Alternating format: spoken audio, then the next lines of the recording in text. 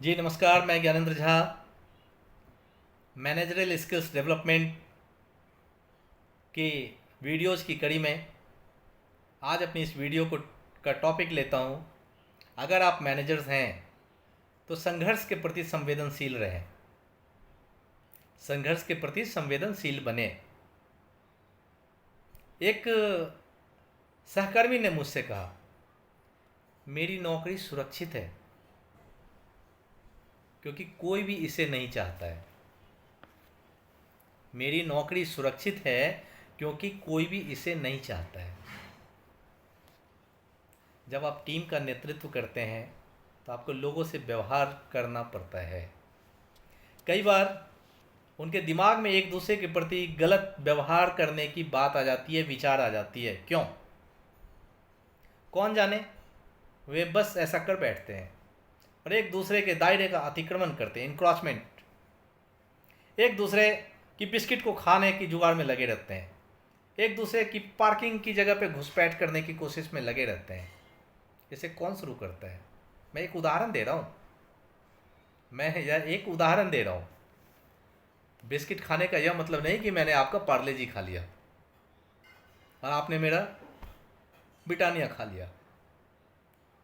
मतलब मैं आपके डोमेन में जाके जानबूझ के अतिक्रमण कर रहा हूं। एक दूसरे की पार्किंग में जबरदस्त घुसपैठ करने लगते हैं। इसे कौन शुरू करता है? कौन जाने। यह सिलसिला चलने देते हैं। क्या आप? क्या मैं? नहीं, कभी नहीं।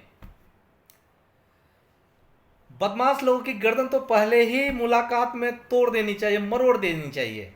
या आपसी घर्षण पैदा होता है या संघर्ष पैदा होता है और हमें इसके लिए एक एग्रेशन पैदा होने लगता है और इसके प्रति संवेदनशील होने की हमें आपको सख्त ज़रूरत है। अगर हम वास्तव में खुद को मैनेजर्स मानते और कहते हैं तो इसके बारे में कुछ करना भी होगा। हर दिन इसको झेलते झेलते मैं परेशान हो गया हूँ, बहुत सारी ऐसी फीलिंग्स आएगी।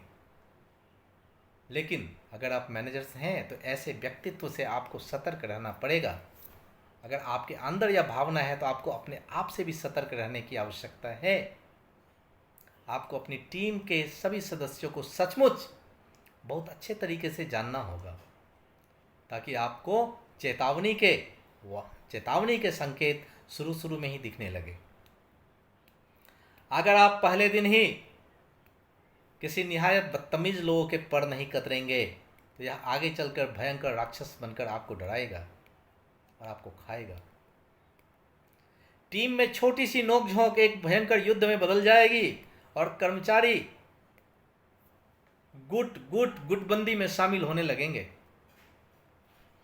किसी चीज की तलाश नहीं कीजिए, ऐसी खामोशियों की खासकर जो नहीं होनी चाहिए, अजीब शिकायतों की जो नहीं होनी चाहिए। हे भगवान, इसने मुझसे इतना लंबा बकवास क्यों कर दिया, दिमाग खराब कर दिया। बड़बड़ाने और घटिया गपशप की, भयंकर प्रतिस्पर्धा की जिसकी कोई ज़रूरत नहीं है आपकी टीम को, अचानक प्रकट होने वाले एक फासले की। कई जगह तो ऐसा होता है कि आप बैठे रहते हैं, आपका लंच बॉक्स छिपा देते हैं क्योंकि आपको तंग करने की मनसा है सामने वाले को। कई बार ऐसा होता है कि आपके कंप्यूटर में घुस के आपके द्वारा किए गए काम को डिलीट कर देते हैं। यह जलन, दुष्टता। तो ऐसे लोगों से दूर रहिए। इससे संघर्ष होगा लेकिन खुद को संवेदनशील बनाइए, सतर्क रखिए। अब मुझे यकीन है आप भी इस बारे में उतना ही जानते हैं जितना मैं जानता हूँ।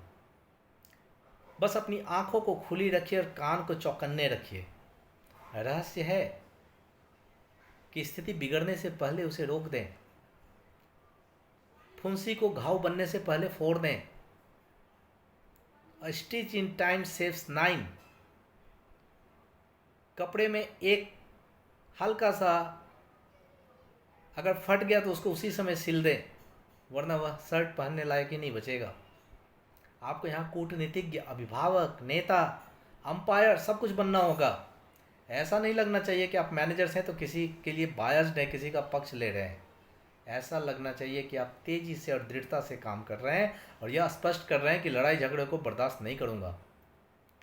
ऐसे में अपने झगड़ालू टीम को बुलाइए, उन्हें अपने लॉजिक से समझाइए, अलग अलग कीजिए, उनकी शिफ्ट बदल दीजिए, उन्हें एक दूसरे से दूर रखिए, पार्टनर के रूप में एक दूसरे के साथ काम करवाइए। ऐसे बहुत से उपाय हैं जिन्हें आप आजमा सकते हैं और मुझे यकीन है सही स्थिति पर, सही समय पर सही उपाय चुनकर आप अपनी टीम को सही कर लेंगे।